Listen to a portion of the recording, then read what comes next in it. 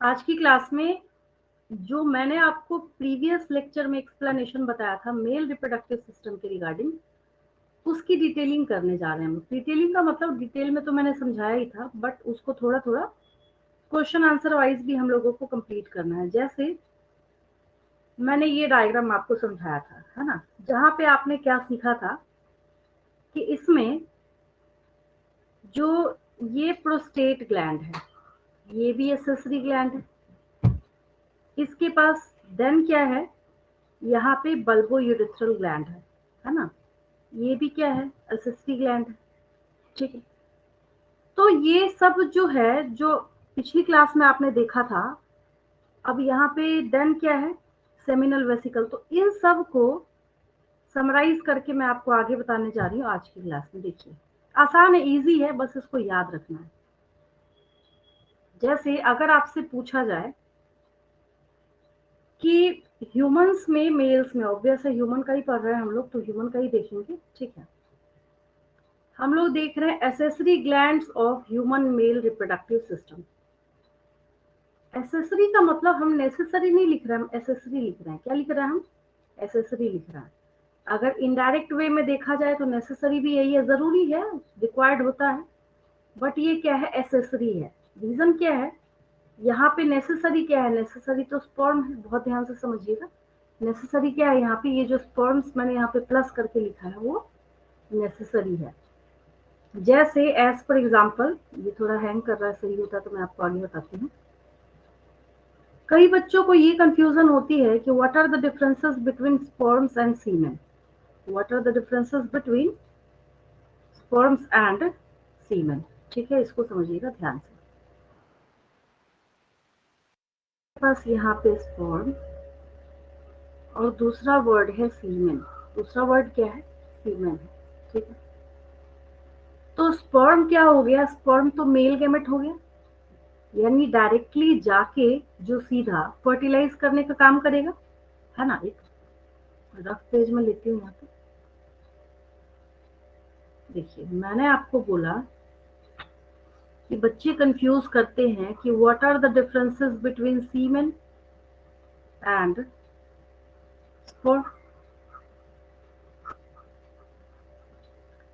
अब यहाँ पे ये जो स्पर्म है, ये डायरेक्टली क्या हो गया, ये मेल गैमेट है, यानी कि डायरेक्ट जो फर्टिलाइजेशन का काम करना है वो यही करेगा। मेल गैमेट क्या करेगा, फर्टिलाइजेशन करेगा। फिर आपके दिमाग में एक क्वेरी होगी कि फिर ये सीमेन क्या है। जैसे आपने मोस्टली क्राइम सीरियल्स वगैरह देखे होंगे, तो जैसे वैसा कोई केस वगैरह होता है तो उसमें आपने देखा होगा, कहते हैं हमें सीमेन ट्रेसेस मिले हैं, ऐसा बोला जाता है। स्पर्म ट्रेसेस नहीं बोलता है कोई, वहां पे सीमेन ट्रेसेस बोले जाते हैं, है ना। रीजन क्या है कि semen is the aggregation of sperm plus secretion of accessory glands plus secretion of accessory glands, secretion of accessory glands। इनका जो सिक्रीशन हो रहा है, यानी कि क्या हुआ, कुल मिला के मोरल ऑफ द स्टोरी क्या हुआ, बल्बो यूरेथ्रल ग्लैंड का ही दूसरा नाम है कॉपर्स ग्लैंड, इसका सिक्रीशन, सेमिनल वेसिकल का सिक्रीशन, प्रोस्टेट ग्लैंड का सिक्रीशन, तीनों का सिक्रीशन प्लस ये स्पर्म, यानी इन सब को मिला के एक साथ कलेक्टिवली हम लोग सीमेन बोलते हैं। समझ आया आपको, क्लियर है ये, है ना। अब एक चीज और है, एक क्वेश्चन आपसे पूछा जाता है कि which gland is responsible for providing specific order to human semen. ये मेल में ही होता है, मेल में लिखने की जरूरत तो है नहीं, पता ही है सबको, फीमेल में तो होता नहीं है। तो ये कॉपर्स ग्लैंड क्या करता है, इसकी वजह से ना एक स्पेसिफिक स्मेल आती है सीमेन में से। किसकी वजह से, कॉपर्स ग्लैंड की वजह से। ठीक है, सेमिनल वेसिकल भी सिक्रीशन डालेगा, प्रोस्टेट ग्लैंड भी, और सबके सिक्रीशन के साथ एक और मैं इस डायग्राम से समझा देती हूँ। ये देखिए, ये रहा सेमिनल वेसिकल। पहले तो इधर से टेस्टिस में बना स्पर्म, ठीक है, समझ आ रहा है आपको, यहाँ बने स्पर्म्स। ठीक है, ये निकले। मैंने आपको क्वेश्चन सिखाया था कि which part of male reproductive system is responsible for temporary storage of sperms, तो यही वो एपिडिडाइमिस है जो स्पर्म्स को टेम्पररी टाइम के लिए स्टोर करने का काम करता है। ठीक है, तो अब यहाँ पे वैस डिफरेंस के थ्रू ये सारे स्पर्म की जर्नी स्टार्ट हुई, यहाँ से ये चले चले। ठीक है, फिर क्या हुआ, इसमें सेमिनल वेसिकल का सिक्रीशन मिला। ठीक है, फिर क्या हुआ, और आगे चले ये, फिर क्या हुआ, ये जो प्रोस्टेट ग्लैंड है इसका भी सिक्रीशन आके मिला इसमें, और आगे चला। फिर क्या हुआ, ये जो बल्बो यूरेथ्रल ग्लैंड है इसका भी सिक्रीशन आके मिला इसमें। तो सब मिलके फिर जो यहाँ से रिलीज होता है, दैट इज फाइनली जो रिलीज होगा, जो फीमेल रिप्रोडक्टिव ट्रैक्ट में जाता है। स्पर्म अकेला तो जाएगा नहीं, ऐसा तो है नहीं कि इसके लिए कोई अलग से फैसिलिटी होगी, तो उसको हम लोग सीमेन बोलते हैं। तो जब भी कोई फीमेल के रिगार्डिंग अब्यूज का केस होता है, आपने क्राइम सीरियल्स वगैरह में देखा होगा, तो वहां पे हमेशा जो टर्म यूज करते हैं दैट इज सीमेन का टर्म वो यूज करते हैं, स्पर्म नहीं बोलते। स्पर्म बोलेंगे तो समझ आ जाएगा वहां पे कि ये बेवकूफों वाली बात बोल रहे हैं, वैसा कुछ हो नहीं सकता, क्योंकि ये जब भी रिलीज होगा वहां से कलेक्टिवली, तो कैसे हो सकता है, सीमेन कंप्लीट फॉर्म में ही ये हो सकते हैं। ठीक, तो मैंने आपको अभी जो सिखाया है उसमें आपने सीखा है एसेसरी ग्लैंड्स के नेम। अब जैसे आपको नीट के एग्जाम में क्वेश्चन दिया जाएगा, आपको पूछा जाएगा या बोला जाएगा, मैं यहाँ पे एक एग्जाम्पलर क्वेश्चन लिख देती हूँ आपके लिए। देखिए, क्वेश्चन लिखा मैंने यहाँ पे,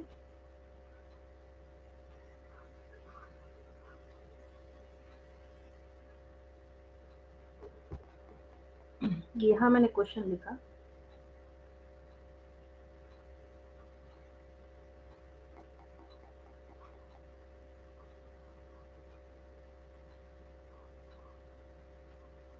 प्रैक्टिस क्वेश्चन करके लिख लीजिए।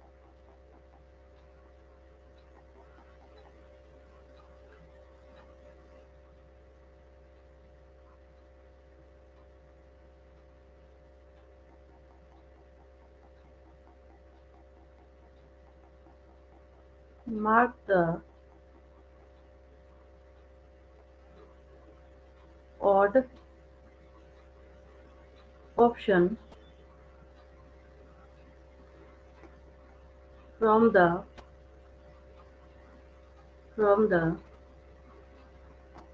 following। मैं यहाँ पे आपसे पूछ रही हूँ कि अभी जो मैं लिखने जा रही हूँ यहाँ पे, उसमें से यहाँ पे ऑड कौन सा है। ठीक है, मैं 4 ऑप्शंस लिख देती हूँ नीचे। ऑप्शंस है आपके, पहले मैंने यहाँ पे लिख दिया bulbo urethral gland, bulbo urethral gland. फिर मैंने लिखा सेमिनल वेसिकल, सेमिनल वेसिकल। फिर मैंने लिखा prostate gland, prostate gland. Then मैंने लिखा यहाँ पे vas deferens. Fourth ma'am, fourth one.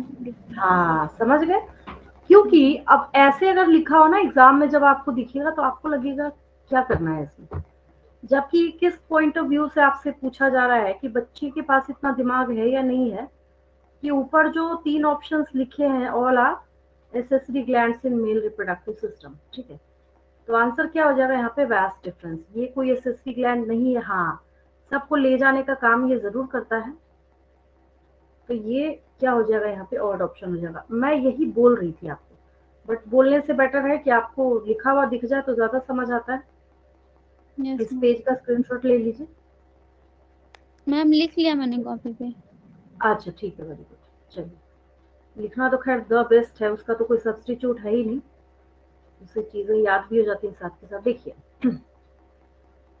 अब these glands secrete fluids that enter the urethra। Urethra मतलब वही पैसेज जिसके थ्रू यूरिन और स्पर्म दोनों रिलीज होंगे।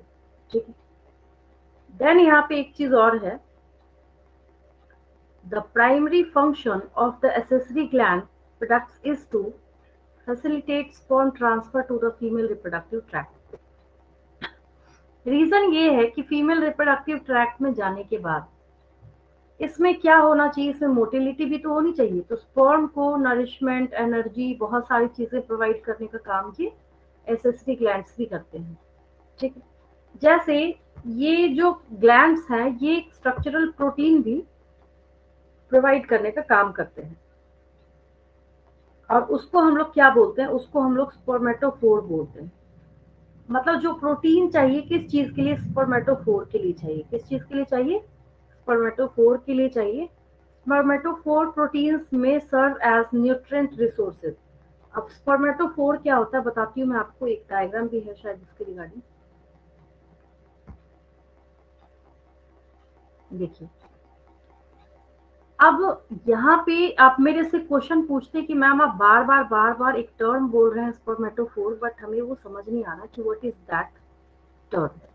ठीक है, तो आपको ये बात समझनी है कि जो ये स्पर्मेटोजोआ है, तो इसके चारों तरफ क्या होता है, एक प्रोटीन का कैप्सूल होता है। क्या होता है, एक प्रोटीन का कैप्सूल होता है। ठीक है, a protein capsule containing a mass of spermatozoa, यानी कि ये क्या करता है, मास ऑफ स्पर्मेटोजोआ को कैरी करता है, ट्रांसफर्ड ड्यूरिंग मीटिंग, यानी इससे कवर होता हुआ ही ये फीमेल रिप्रोडक्टिव ट्रैक्ट के अंदर जाता है। ठीक है, तो ये स्पर्मेटोफोर नाम हो गया इसका। आपके लिए नया होगा, आप बोलेंगे हमने तो इतनी बार पढ़ा, 10th में भी पढ़ा हमने, है ना, बट हमें ये टर्म जो है ये हमें कभी भी सुनने को नहीं मिला था। तो इसको हम लोग स्पर्मेटोफोर बोलते हैं। क्या बोलते हैं इसको हम लोग, स्पर्मेटोफोर बोलते हैं। ठीक है, चलिए आगे लिखते हैं हम लोग। ये थोड़ा हैंग करना बंद करें तो आगे बताते हैं आपको। देखिए,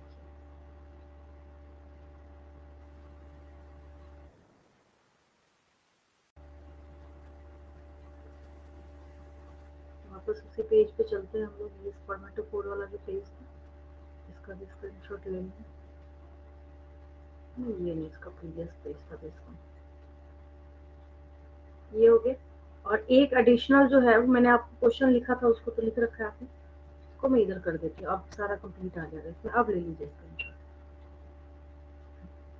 चलिए आगे बढ़ते हैं।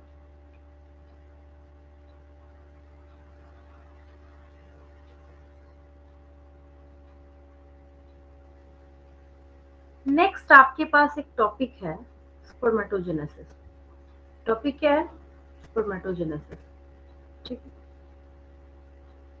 फिर से वापस मैं एक रफ पेज लेती हूँ उसको बताने के पहले। ये देखिए, टॉपिक क्या है आपके पास, टॉपिक है स्पर्मेटो, टॉपिक है आपके पास स्पर्मेटोजेनेसिस। टॉपिक क्या है आपके पास, स्पर्मेटोजेनेसिस। ठीक है, अब ये जो स्पर्मेटोजेनेसिस टॉपिक है, इसमें स्पर्म का स्पर्मेटो है यहाँ पे, इसका मतलब है स्पर्म या स्पर्मेटोजोआ, और जेनेसिस का मतलब होता है फॉर्मेशन। जेनेसिस का मतलब क्या होता है, फॉर्मेशन। यानी आप यहाँ पे देख क्या रहे हैं, ऐसे प्रोसेस को जो कि स्पर्म बनाने के प्रोसेस में लगेगा। और दूसरी बात ये है कि स्पर्म एक गैमेट है। स्पर्म क्या है, गैमेट है। इतनी बात तो आपको आती है ऑलरेडी। और जब कभी भी दुनिया में आज तक कोई भी टाइप का गैमेट बनता है, तो उसको बनाने में जो डिवीजन लगता है दैट इज ऑलवेज मियोसिस। क्या हो जाएगा, मियोसिस हो जाएगा, है ना। तो अगर मैं इसके लिए आपको क्वेश्चन लिख दूं, एक क्वेश्चन आंसर का पेज हम लोग बना लेते हैं, इसके बाद मैं बनाती हूँ ताकि आपको, ताकि हम लोग को पता भी हो कि हाँ इस टॉपिक के बाद हमने कर रखा है।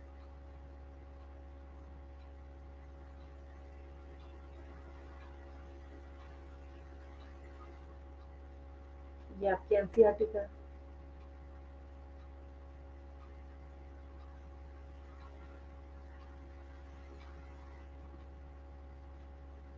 देखिए, अगर आपसे पूछा जाता है क्वेश्चन ये कि which type of cell division which type of cell division type of cell division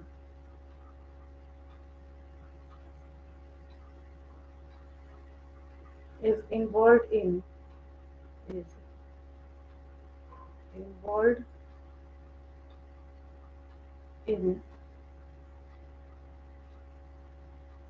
formation of, ये इतना लंबा लिखने की क्या जरूरत है, इन्वॉल्व इन स्पर्मेटोजेनेसिस कर दीजिए सबसे अच्छा, spermatogenesis.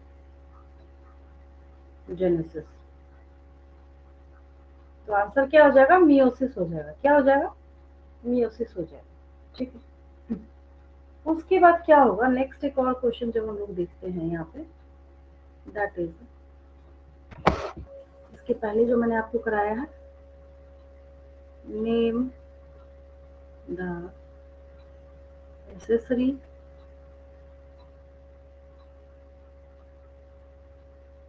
glands in human males, human mails. Difference क्या लिखना है आपको, मतलब सॉरी डिफरेंस नहीं, यहाँ पे आपको लिखना है, वो नेक्स्ट क्वेश्चन में देने जा रही थी, वो निकल गया मेरे दिमाग से। तो name the accessory glands in human mails, accessory glands का आपको यहाँ पे नाम लिख देना है, bulbo urethral gland, prostate gland, seminal vesicle. ठीक है, थर्ड, तीसरा क्वेश्चन आप यहाँ पे कीजिएगा, जो मैंने आपको सबसे पहले आज की क्लास में सिखाया है, डिफरेंशिएट। मेन आपको तैयारी किस चीज की करनी है, क्वेश्चन सेमन एंड स्पर्म का है ना। हाँ हाँ, differentiate between semen and sperm। Then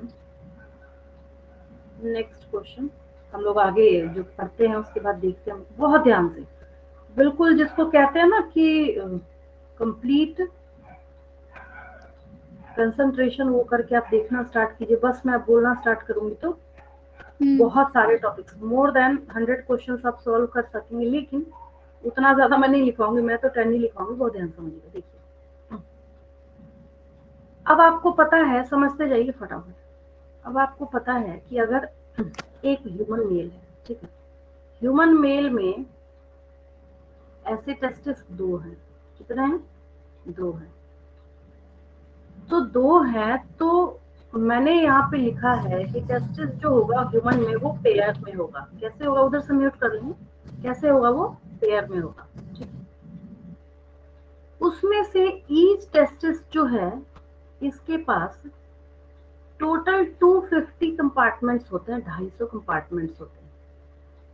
total कितने कंपार्टमेंट्स होते हैं, क्या बोला मैंने क्वेश्चन या टॉपिक क्या बोला मैंने यहाँ पे, कि एक टेस्टिस में 250 कंपार्टमेंट्स होते हैं। अब इससे क्वेश्चन देखिए जिसमें मोस्टली बच्चों ने गलती करी थी, मैं यहाँ पे लिख के बताती हूँ आपको। क्वेश्चन ये है कि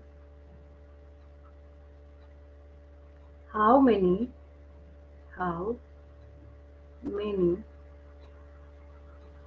testicular lobules, how many testicular lobules are present in a human male। ये रहा ऑप्शन, देखिए ऑप्शन है आपके पास, मैंने यहाँ पे 4 ऑप्शन दे दिए आपको, 250, 300, 300 ज्यादा नियर हो जाएगा, 300 कई किताबों में भी लिखा रहता है, मैं इसको 350 कर देती हूँ, 500 और नेक्स्ट लिख लीजिए 700। अब बताइए क्या होगा, 250। यही मिस्टेक सारे बच्चे करते हैं, ध्यान से देखिए। आंसर क्या होगा, देखिए मैंने बोला कि एक ह्यूमन बीइंग के अंदर जो टेस्टिस का नंबर है वो है 2, यस मैम। राइट? ठीक है, जब ये 2 है तो 2 में एक में है 250 कंपार्टमेंट, राइट? अच्छा हाँ हाँ।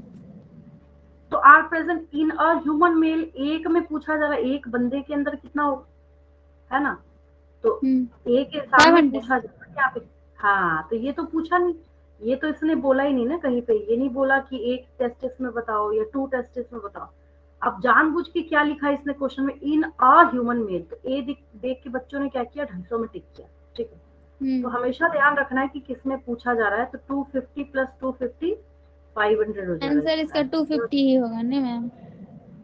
500। मैम इन अ पूछ रहा है तो। हाँ, नहीं समझे, देखिए एक ह्यूमन मेल में पूछा जा रहा है तो एक बंदे में तो अच्छा दोनों का काउंट करेंगे ना, हाँ, समझे? अब आए ओके। समझ में? हाँ हाँ हाँ, हाँ। तो इसने कंफ्यूज करने के लिए क्वेश्चन में क्या किया, आ ह्यूमन मेल लिख दिया इसने। इसने ठीक है सोचा मैम। कि अगर हम इसमें आ लगा दें तो उससे क्या होगा, बच्चे कंफ्यूज कर जाएंगे, उसकी वजह से यहाँ पे इसने ए या आ लगा के क्वेश्चन को पूछा है, ताकि बच्चे गुमराह हो जाए, उनको लगे अच्छा 250 से ज्यादा तो हो ही नहीं सकता है। आंसर क्या हो जाएगा यहाँ पे, 500। C, that is 500, because each testicular because each testis carry 250 compartments or testicular lobules। समझ आया आपको? तो पहला क्वेश्चन क्या, क्वेश्चन की सबसे बड़ी खासियत क्या होती है कि क्वेश्चन जो है वो किसी टॉपिक के रिगार्डिंग आपके दिमाग के कोने में कहीं पे भी अगर एक पिन पॉइंट मात्र भी अगर कोई डाउट होता है ना, तो उसको क्लियर करने का काम करते हैं, क्वेश्चन की ये खासियत है। चलिए आगे चलते हैं, हम लोग ये करना बंद कर।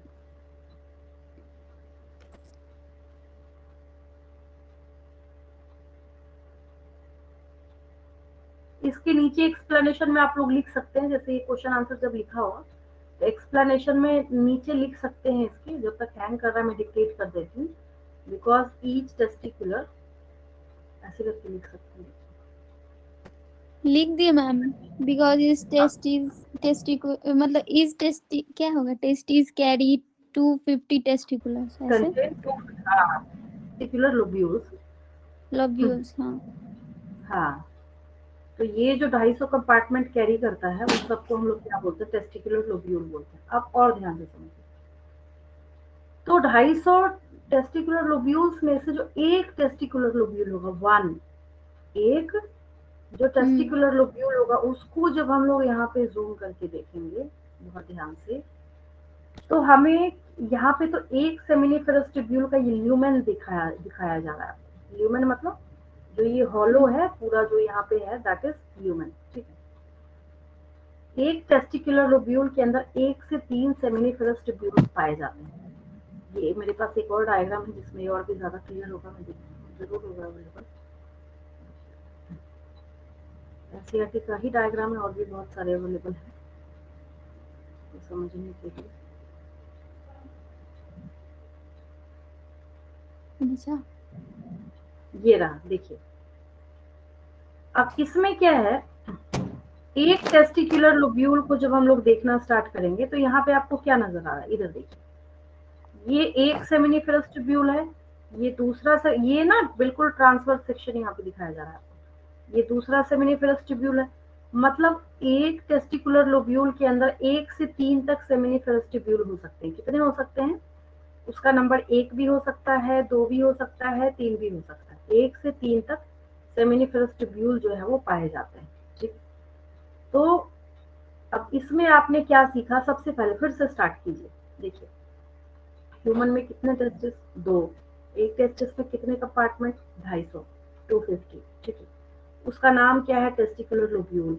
एक टेस्टिकुलर लोब्यूल में कितने सेमिनिफेरस ट्यूब्यूल होते हैं, 1 से 3, ठीक है? इतनी बात समझ आई मेरी, ठीक है? मैम अब इसमें क्या है, सेमिनिफेरस ट्यूब्यूल्स क्या है, फिर से बता दीजिए ना, ध्यान नहीं दिया। अच्छा देखिए, इसको देखिए ध्यान से, एक जो है ना इसके अंदर का एक जो मतलब टेस्टिकुलर एक लोब्यूल, जो एक सर्कल है कंपार्टमेंट होता उसके है, अंदर। देखिए ये डायग्राम देखिए ध्यान से। हम्म। अब सपोज कीजिए ये अपने आप चेंज हो रहा है, 1 मिनट, सपोज कीजिए कि एक टेस्टिकुलर लोब्यूल का यहाँ पे क्रॉस सेक्शन किया गया, सपोज क्या करना है ही उसी का cross section.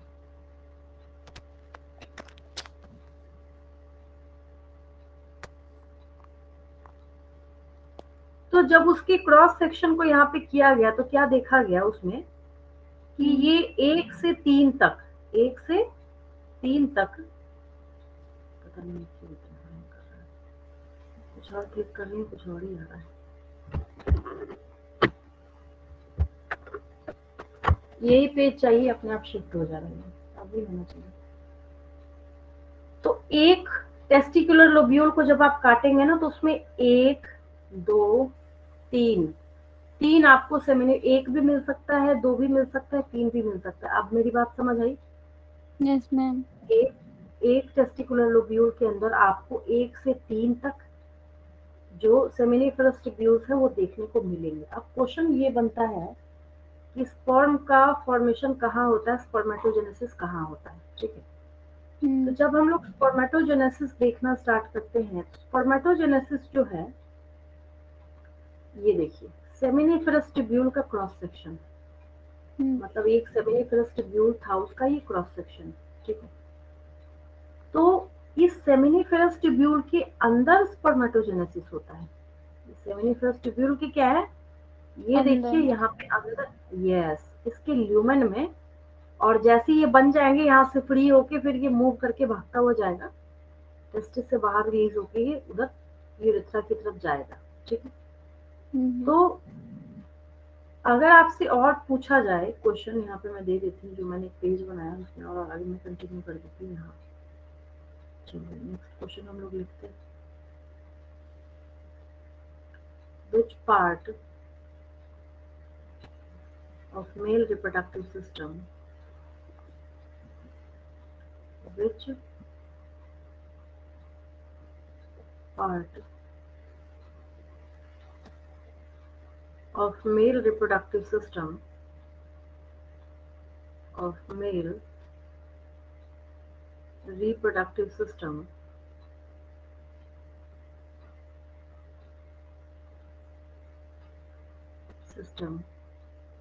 is responsible for,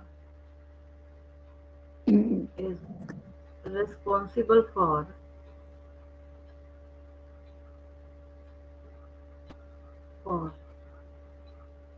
formation of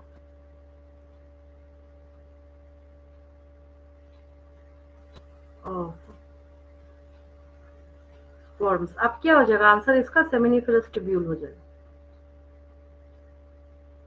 इसका, इस क्वेश्चन का आंसर हो जाएगा सेमिनिफरस ट्यूब्यूल। आगे बढ़ रही हूँ, देखिए अब क्या होता है, इसको समझने का सबसे अच्छा तरीका ये है कि स्पर्मेटोजेनेसिस जब होता है, क्या होता है, स्पर्मेटोजेनेसिस जब होता है, अब ये बात सबको पता है, आपको भी पता होगा, हर किसी को पता होता है कि ह्यूमन मेल्स में जो स्पर्मेटोजेनेसिस का प्रोसेस है वो कब स्टार्ट होता है। स्पर्मेटोजेनेसिस का जो प्रोसेस है वो प्यूबर्टी के एज में स्टार्ट होता है, मतलब जो भी एज उनका 13-14 इस टाइम में, मैचुरेशन के टाइम में, बोलते भी है कि उसी टाइम मैचुरेशन हुआ। तो ये कहाँ स्टार्ट होगा, स्पर्मेटोगोनिया में। कहाँ स्टार्ट होगा ये, स्पर्मेटोगोनिया में। सारे क्वेश्चन से इसमें एक एक चुन चुन के, एक एक शब्द, एक एक वर्ड जो है इस पेज का वो क्वेश्चन है, आप ढूंढ लीजिएगा, आपको मिल जाएगा, ठीक है। मुझे बताने की जरूरत नहीं, आप खुद भी देखेंगे फर्स्ट ईयर पेपर्स में तो आपको मिल जाएगा। तो अब उसमें क्या है कि ये जो स्पर्मेटोगोनिया है, तो आपने अभी अभी मैंने आपको सेमिनिफरस ट्यूब्यूल का ल्यूमेन दिखाया था, याद है आपको। तो उस ल्यूमेन के बिल्कुल यहाँ नीचे बेसल पार्ट पे और बिल्कुल किनारे पे, बॉर्डर पे, यहाँ पे अंदर की तरफ ये स्पर्मेटोगोनिया के सेल्स अवेलेबल होते हैं, ठीक। जैसे सपोज कीजिए कि एक स्कूल में ऐसे ऐसे 500 स्टूडेंट्स पढ़ते हैं, ठीक है।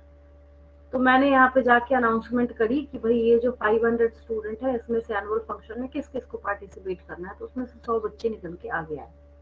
एग्जाम्पल दे रही हूँ मैं, ठीक है। एग्जैक्टली उसी तरीके से यहाँ पे मैंने ये जो स्पर्मेटोगोनिया के जितने भी सेल्स हैं उसमें से जब ये देखा गया कि कौन आखिर जाके स्पर्मेटोजेनेसिस बनाने में अपना कंट्रीब्यूशन करेगा, कौन यहाँ पे मेच्योर स्पर्म बनाने का काम करेगा, उनके अंदर माइटोटिक डिवीजन होता है, दैट इज माइटोसिस। क्या होता है? माइटोसिस होता है। कौन सा डिवीजन होता है? माइटोसिस होता है।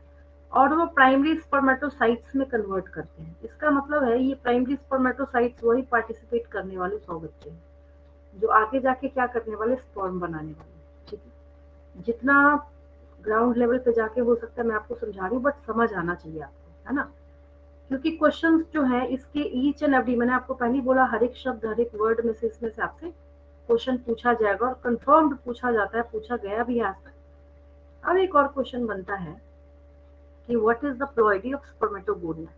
99% बच्चे एग्जाम में ना इसमें हैप्लॉइड टिक मार के आते हैं, जबकि एक्चुअली ये क्या है? डिप्लॉयड है। स्पर्मेटोगोनिया क्या है? Spermatogonia is a diploid structure, not haploid. और किसी चीज के अंदर जब आप माइटोसिस कराते हैं, माइटोटिक डिवीजन कराते हैं, तो उसकी प्लॉइडी भी क्या होती है? डिप्लॉयड ही होती है। यानी प्राइमरी स्पर्मेटोसाइट्स की भी प्लॉइडी क्या होगी? डिप्लॉयड होगी। क्वेश्चन बना यहाँ पे, which type of cell division is responsible for primary spermatocytes from spermatogonia. अच्छा, कहानी में ट्विस्ट कहाँ है?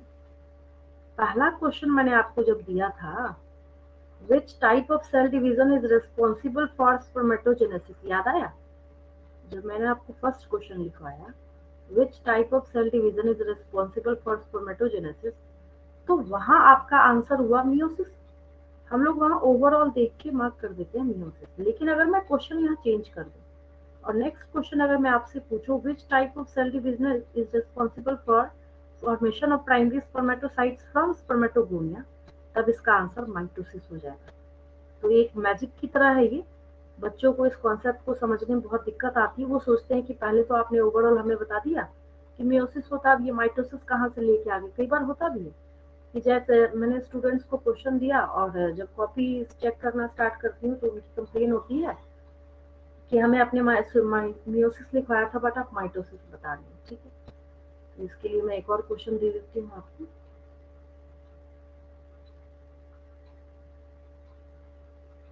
चलिए आगे चलते हैं।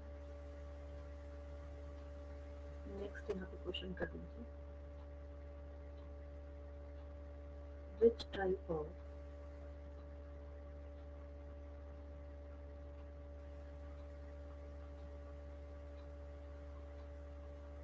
type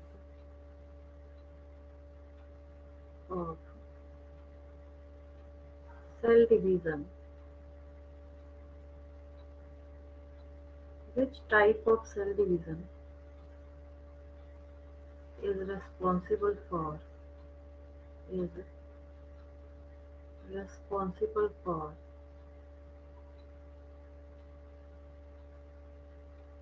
formation of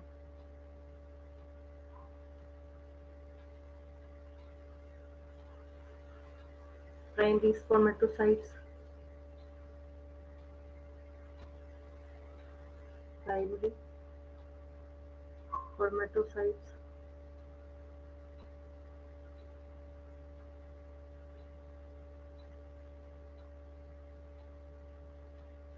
from spermato। अब क्या हो जाएगा आंसर? माइटोसिस हो जाएगा। फर्स्ट क्वेश्चन को एक बार देखिए और एक बार फिफ्थ क्वेश्चन को देखिए।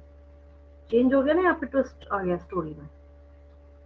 कैसे? यहाँ पे फर्स्ट क्वेश्चन में हमने क्या लिखा था? मियोसिस लिखा था। वो अगर ओवरऑल पूछा जाएगा then the answer will be meiosis. अगर ऐसे ही आपसे पूछा जाएगा तब आंसर क्या हो जाएगा? माइटोसिस होगा, अलग अलग स्प्लिट करके। वहां पे आपको ध्यान देना पड़ेगा कि किस को बनाने में कौन सा डिवीजन आप वहां पे इन्वॉल्व करा रहे हैं। ठीक है, आगे चलते हैं हम लोग। इसको फिर एक डायग्राम के थ्रू भी हम लोग करेंगे। अब देखिए अब क्या हुआ। देन अभी तक आपने क्या किया है? प्राइमरी स्पर्मेटोसाइट बनाया है। फिर क्या हुआ? ये रहा एक प्राइमरी स्पर्मेटोसाइट का सेल। यहाँ पे एक जो है, एक ये वाला। जब किसी चीज में आप मियोसिस कराते हैं तो पहले 1 से 2 सेल बनता है, तो यहाँ पे मियोसिस 1 हुआ। मियोसिस 1 को मैं M1 लिख रही हूँ। ठीक है, 2 सेल बना। फिर जब इसमें मियोसिस 2 होता है, यानी M2 अगर मैं इसको मार्क करती हूँ, तो उससे 4 सेल्स बनते हैं। और कंप्लीट मियोसिस के बाद जो सेल्स बनते हैं, फुल गारंटी के साथ उनकी प्लॉइडी जो है हमेशा क्या होगी, हैप्लॉइड होगी हमेशा। इसी वजह से रीजन क्या है, जो स्पर्म सेल्स की भी प्लॉइडी क्या होती है, हैप्लॉइड होती है हमेशा, कभी डिप्लॉइड हो ही नहीं सकता। कोई स्टूडेंट अगर बोले ऐसा ना, या कभी अगर आप किसी से पूछे, कोई आपको आंसर करे कि जो स्पर्म की प्लॉइडी है वो डिप्लॉयड होगी, तो आप समझ जाइए कि उसकी बायोलॉजी जो है वो नील है, मतलब उसको बायो की ABCD भी नहीं आती। ह्यूमन रिप्रोडक्शन में बिल्कुल बेसिक 0 लेवल की चीज है ना। और वहीं पे सबसे बड़ी बात यह है कि स्पर्मेटोगोनिया की प्लॉइडी क्या थी, डिप्लॉयड है, और स्पर्म की हैप्लॉयड है। चेंज हो गया ना यहाँ पे। अब इसके लिए क्वेश्चन में लिख देती हूँ आपको, दोनों अगर मैं एक साथ लिख दूं, mention the ploidy of spermatogonia and sperms, तो चेंज हो जाएगा। एक का हम लोग डिप्लॉयड या 2n लिखेंगे, mention the ploidy of, mention the ploidy of, the ploidy of spermatogonia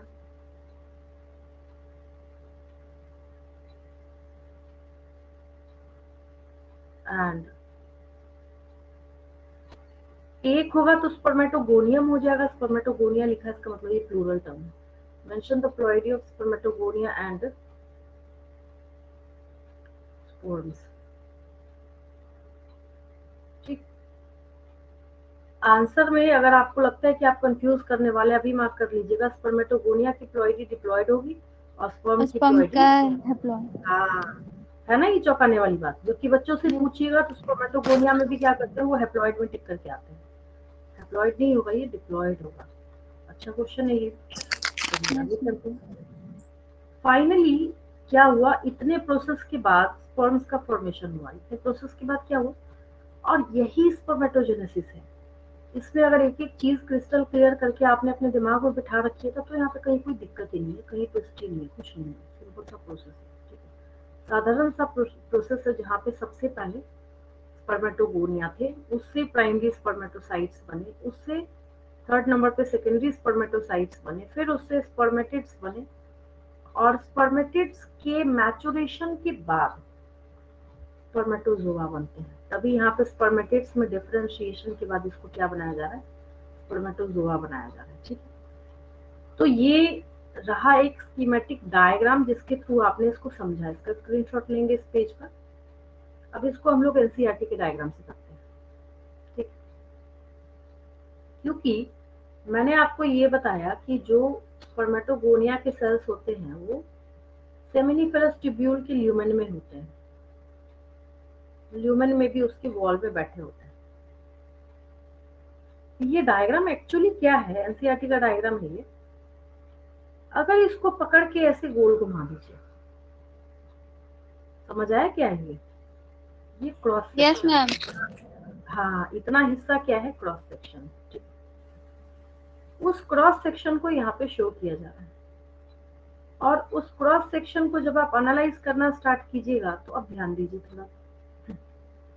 अभी अभी जो मैंने बताया था, नंबर 1 पे स्पर्मेटोगोनियम बिल्कुल है। स्पर्मेटोगोनियम में जब आपने माइटोसिस 1 कराया था, तो प्राइमरी स्पर्मेटोसाइट बना था, ठीक है। हाँ, फिर प्राइमरी स्पर्मेटोसाइट में आपने मियोसिस 1 कराया था, तो सेकेंडरी स्पर्मेटोसाइट, फिर आपने मियोसिस 2 कराया था, तो स्पर्मेटिड, और फिर जब आपने इसमें डिफरेंशिएशन कराया था, तो स्पर्मेटोजोआ। यही डायग्राम है इसका।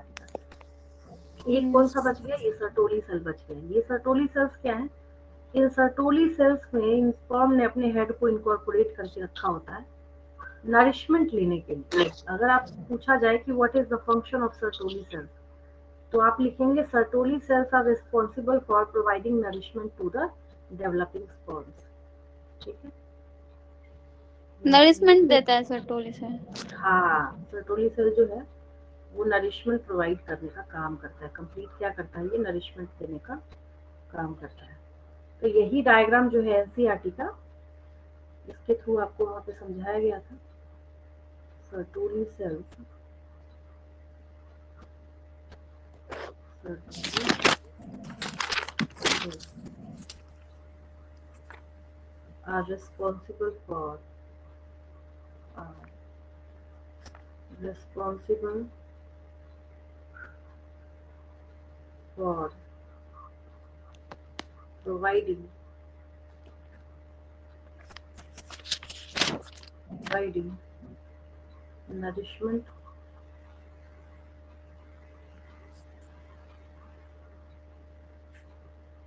nourishment to the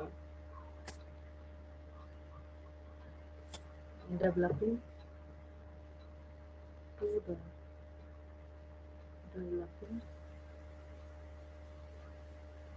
sperms. बस यही डेवलपिंग स्पर्म्स को ये क्या करता है, डेवलपिंग मतलब जो डेवलप कर रहा है उसके ये नरिशमेंट प्रोवाइड करने का काम करता है। चलिए क्वेश्चन ऐड कर देती हूँ। सबसे ज्यादा इंपॉर्टेंट क्वेश्चन है, क्वेश्चन से आप अपनी थिंकिंग कैपेबिलिटी प्लस कितने आपके ब्रेन की रिटेंशन कैपेसिटी है ये सब आप चेक कर सकते हैं ना, क्योंकि आप क्वेश्चन के लिए ही पढ़ाई कर रहे हैं तो इसको करना ज्यादा जरूरी है। What is the function of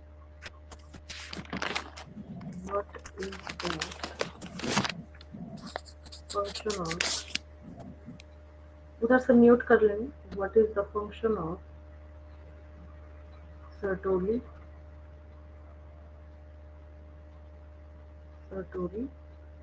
cells provides nourishment to the developing, जो डेवलप कर रहा है प्लस स्पर्म्स को हाँ नरिशमेंट प्रोवाइड करने का काम करता है।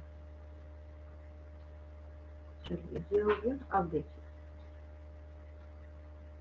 एक और चीज है यहाँ पे,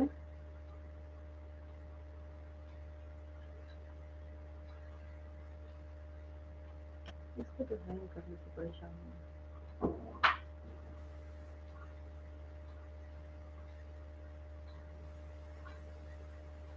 आगे जाएगा कुछ सेकंड्स में।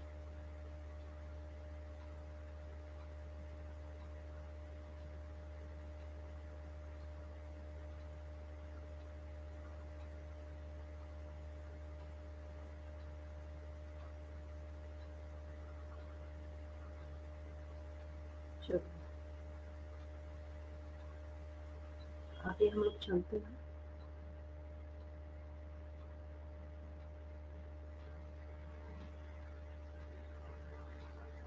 अब एक क्वेश्चन ये राइज होता है जो बहुत ज्यादा इंपॉर्टेंट है, क्योंकि बच्चे ये जो टर्म्स हैं इसमें भी कंफ्यूज करते हैं। टॉपिक है आपके पास, what are the differences between spermiogenesis and spermiation. ठीक है, अब अभी अभी मैंने आपको सिखाया कि जब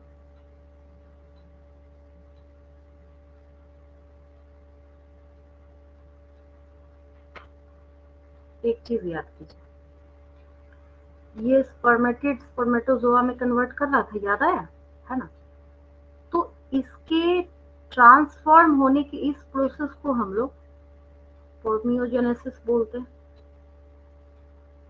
ये हो गया यहाँ,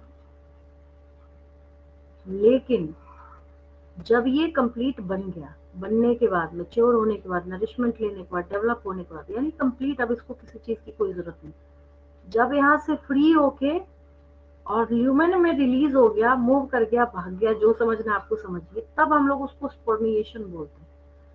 तो ये दोनों क्योंकि टर्म्स एक जैसे सुनने में है ना, तो इसमें बच्चों को बहुत ज्यादा कंफ्यूजन आती है। तो आपके पास टर्म क्या है यहाँ पे, स्पर्मियोजेनेसिस एंड स्पर्मिनेशन। ठीक है, इसका स्क्रीनशॉट ले लेंगे।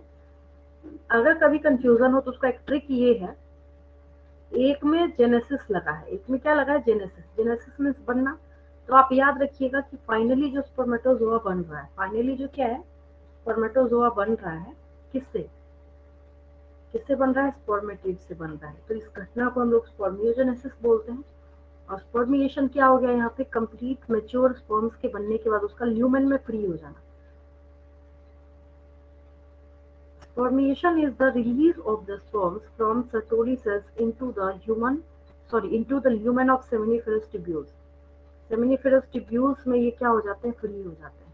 ठीक, कहा था इन्होंने अपने हेड को इनकॉर्पोरेट किया हुआ सर्टोली सेल्स में, तभी मैंने यहाँ पे मेंशन किया है कि फ्रॉम द सर्टोली सेल। कहाँ था वो, सर्टोली सेल में उसने अपना हेड इनकॉर्पोरेट करके रखा हुआ था, ऐसा था ना, ये सर्टोली सेल है और स्पर्म ने अपना हेड को इसमें इनकॉर्पोरेट करके रखा हुआ। फिर ये बोलेगा कि भाई मैंने तुम्हारे से पूरी नरिशमेंट ले ली, अब मुझे तुम्हारी कोई जरूरत नहीं, और जैसे स्पर्म की रिक्वायरमेंट हुई ये यहाँ से फ्री होकर बाहर निकल जाता। इस घटना को हम लोग स्पर्मिएशन बोलते हैं। ठीक है, चलिए इस पेज का स्क्रीनशॉट ले लीजिए। आगे बढ़ती हूँ, मैं एक और क्वेश्चन ऐड कर देती हूँ।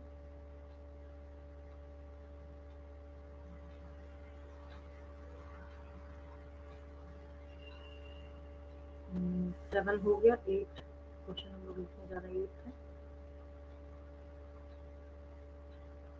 differentiate between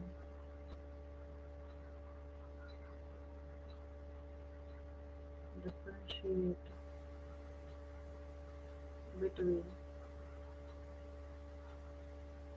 between spermiogenesis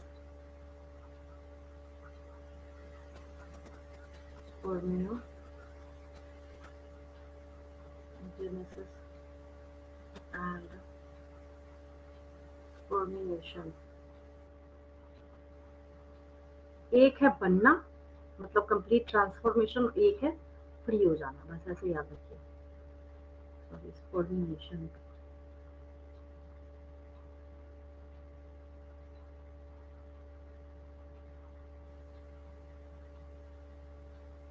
आगे समझाती हूँ मैं आपको।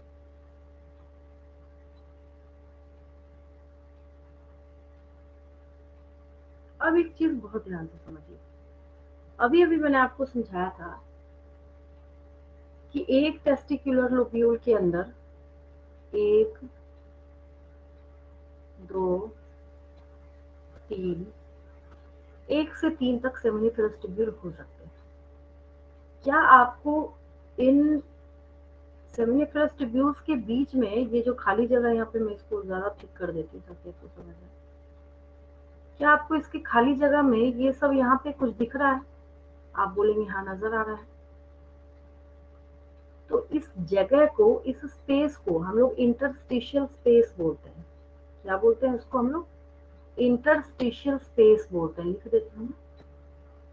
और उस इंटरस्टिशियल स्पेस में जो सेल्स पाए जाते हैं उसको हम लोग इंटरस्टिशियल सेल्स और लीडिंग सेल्स बोलते हैं। मैंने क्या क्या बोला, मैं लिख देती हूँ। देखिए यहाँ पे ये जो स्पेस आपको नजर आ रहा है, ये जो क्या दिख रहा है आपको, यहाँ पे स्पेस नजर आ रहा है। ठीक है, दीज स्पेसेस आर, ये हो गया इंटरस्टिशियल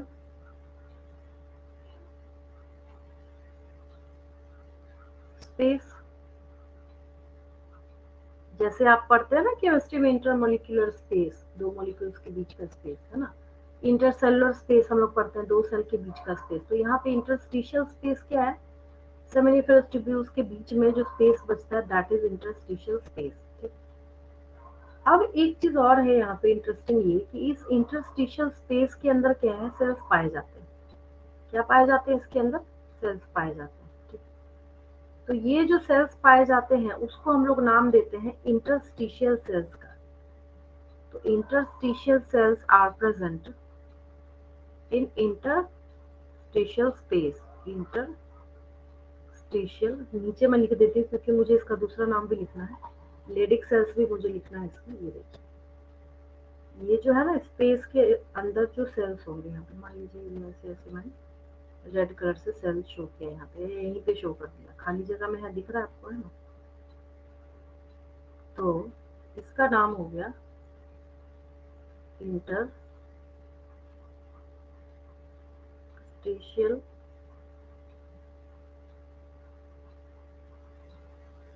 सेल्स। है किस स्पेस में? इंटरस्टिशियल स्पेस में, है ना। और इसका दूसरा नाम है, आपने सुना होगा जरूर, LEYDIG, लेडिक सेल। सबसे ज्यादा क्वेश्चन पूछा जाता है कि what is the positioning of Leydig cell, कहाँ होता है, पहले यही तो बच्चा बताए, बाकी चीजें तो बात की। और एक चीज और इम्पोर्टेंट, यही वो लेडिक सेल है जो टेस्टोस्टेरोन हार्मोन जो है वो मेल्स में सीक्रेट करने का काम करता है। दोनों क्वेश्चंस में इसके रिगार्डिंग लिख देती हूँ। ये बहुत अच्छा टॉपिक है ये। 1 मिनट इस पेज का स्क्रीनशॉट लेंगे और ये वही बेसिक चीज है जो मैंने आपको ऑलरेडी इसके पहले बता रखा है। Spermatogenesis means formation of sperms. और अगर आपसे ओवरऑल पूछा जाए तो मियोसिस और meiotic division is responsible for spermatogenesis. Spermatogonia की प्लॉइडी क्या होगी? डिप्लॉइड होगी। तो अभी तक में ये सारी चीजें जो है आप ऑलरेडी यहाँ पे मेरे से सीख चुके हैं। अभी जो आपने एक इंटरेस्टिंग और इम्पोर्टेंट टॉपिक सीखा है उसके रिगार्डिंग मैं यहाँ पे क्वेश्चन कंप्लीट कर देती हूँ। 9th क्वेश्चन लिखिए।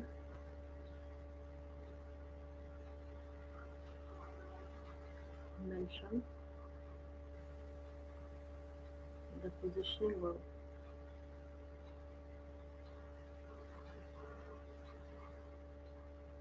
mention the positioning of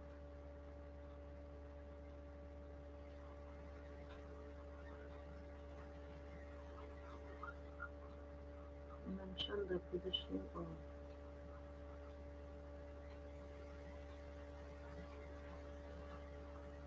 जानबूझकर पता है क्या लिखा जाता है? लेडिक सेल लिखा जाता है। इंटरस्टिशियल सेल इसलिए नहीं लिखते क्योंकि बच्चा पकड़ लेता है वहां पे कि वो कहाँ प्रेजेंट होगा, इंटरस्टिशियल स्पेस में होगा। तो mention the positioning of Leydig cells. तो Leydig cells are present in interstitial space. और अगर मैं आपसे पूछूं कि what do you understand by interstitial space, तो interstitial space is the space, खाली जगह बचा ना बीच में ये, तो interstitial space is the space which is present between seminiferous tubules. इसके बीच में ये जो खाली जगह आपको दिख रहा है वो क्या हो गया? इंटरस्टिशियल स्पेस हो गया। तो कितना अच्छा टॉपिक है ये। इससे इस वजह से क्वेश्चन पूछे जाते हैं, कंफ्यूजिंग है इसलिए। आने दीजिए, क्लास 10th क्वेश्चन और कंप्लीट करते हैं कि विच या फिर what is the function of Leydig cells. तो एक अभी मैंने आपको सिखाया है। ग्रेजुएशन में जाने पे लेडिक सेल्स के ऊपर 15 मार्क्स का नोट आता है लिखने को एग्जाम में। इतना ज्यादा इंपॉर्टेंट है ये अभी। बट मैं आपसे एक पूछ रही हूँ तो आप एक फंक्शन यहाँ पे लिख सकते हैं। It is responsible for secretion of testosterone hormone. 10th question लिखिए यहाँ पे। what is the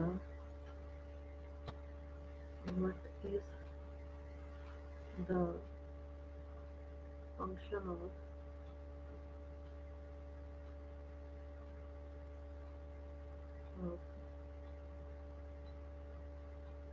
अब लिखा जा सकता है, इसमें मैं पोजीशनिंग तो पूछ नहीं रही। फंक्शन ऑफ इंटरस्टिशियल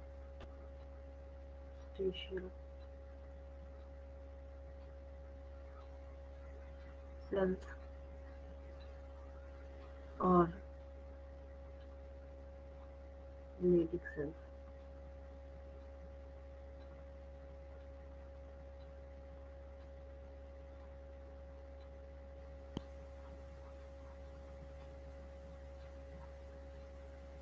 इसमें क्या लिखिएगा? सिक्रीशन ऑफ, आंसर लिखने टेस्टोस्टेरोन हार्मोन है ना ये। मेल में सारा काम ये ना सिक्रीट हो तो स्पर्मेटोजेनेसिस नहीं होगा।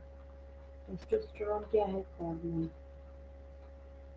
और सबसे इंटरेस्टिंग बात ये है, सबसे इम्पोर्टेंट बात ये है कि जो इतना इम्पोर्टेंट हार्मोन है उसको सिक्रीट करने का काम कौन कर रहा है?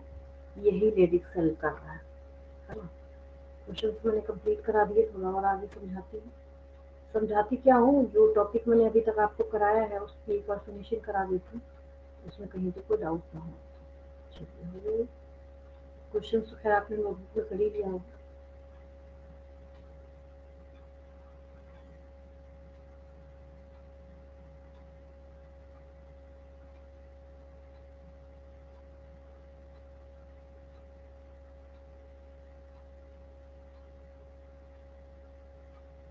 देखिए यहाँ पे क्या है, ये भी एक क्रॉस सेक्शन ही यहाँ पे आपको दिखाया जा रहा है। जो एनसीईआरटी का डायग्राम उसको उल्टा कर दिया गया है यहाँ पे, बस ये याद रखिए। वहां पे आपने स्टोरी जर्नी कहाँ से स्टार्ट की थी? स्पर्मेटोगोनियम से। कहाँ से स्टार्ट की थी आपने? स्पर्मेटोगोनियम से। स्पर्मेटोगोनियम से क्या बने? Primary spermatocyte. उसके बाद क्या बने? Secondary spermatocytes. तो क्या बने वहां पे? सेकेंडरी स्पर्मेटोसाइट्स बने, ठीक है। फिर उसके बाद क्या हुआ, यहाँ पे ना स्पर्मेटिड को दो भाग में कई बार लिख दिया जाता है। आप सिर्फ स्पर्मेटिड भी लिख सकते हैं, ऐसा भी लिख सकते हैं, early spermatid and let spermatid, एक ही बात है, कोई दिक्कत नहीं है इसमें। ये क्या बनाएगा? Sperm cell. और दूसरा नाम क्या है इसका? स्पर्मेटोजोआ। क्या नाम है? स्पर्मेटोजोआ, है ना। ये तो आपने सीख रखा है ऑलरेडी। देन यहाँ पे दूसरी बात क्या है, अब यहाँ पे देखिए, क्योंकि ये एक सेमिनिफरस ट्यूब्यूल होगा, इसके बाहर स्पेस है। स्पेस में यहाँ पे आपको एक लेडिक सेल दिखाया जा रहा है, जो मैंने अभी भी सिखाया है। ब्लड कैपिलरीज भी इसमें जारी होती है, और जो मैंने नहीं बताया, जो अभी तक मिसिंग था और बहुत इजी है, तो समझने में कोई दिक्कत नहीं है, इसके बेस में जो मेम्ब्रेन एक लगा होता है। जैसे मैंने यहाँ पे ये सेमिनिफरस ट्यूब्यूल बनाया, तो ये मेम्ब्रेन है ना, दैट इज बेसमेंट मेम्ब्रेन। ये मेम्ब्रेन कौन सा है? ये बेसमेंट मेम्ब्रेन। अब ये सर्टोली सेल का न्यूक्लियस है यहाँ पे, और कंप्लीट सर्टोली सेल्स जो है, जिसमें इन्होंने अपने आप को, मतलब स्पर्म्स ने अपने आप को यहाँ पे क्या किया होता है? इनकॉर्पोरेट करके रखा होता है, ठीक। तो इस तरीके से क्या है, यहाँ पे साइटोप्लाज्मी, जैसे यहाँ पे ये डिवीजन करके और आपको यहाँ पे शो किया जाए, क्योंकि ये पूरा प्रोसेस है ना, तो इसमें आपको जगह जगह पे ये सेल डिवीजन भी जो शो किया जा रहा है इस डायग्राम में, है ना। इसके पहले किसी में आपको सेल डिवीजन नहीं शो किया जा रहा था, यहाँ पे क्या आपको इसमें सेल डिवीजन भी नजर आ रहा है ना। तो आज की क्लास में आपने ये सब कुछ सीखा है, बहुत इंपॉर्टेंट, और बहुत सारे टॉपिक्स मैंने आपको कराए हैं आज की क्लास में। टर्म्स भी मोर देन 100 क्वेश्चंस किए जाते हैं, जा सकते हैं इस टॉपिक से। आपके ऊपर डिपेंड करता है कि आप कितना ज़्यादा प्रैक्टिस कर सकते हो। ये एक 3D बहुत बढ़िया डायग्राम है आपको समझाने के लिए, जैसे किसी बच्चे को बिल्कुल भी समझ ना आए कि हमें समझ नहीं आ रहा कि कैसे कैसे प्रेजेंट है।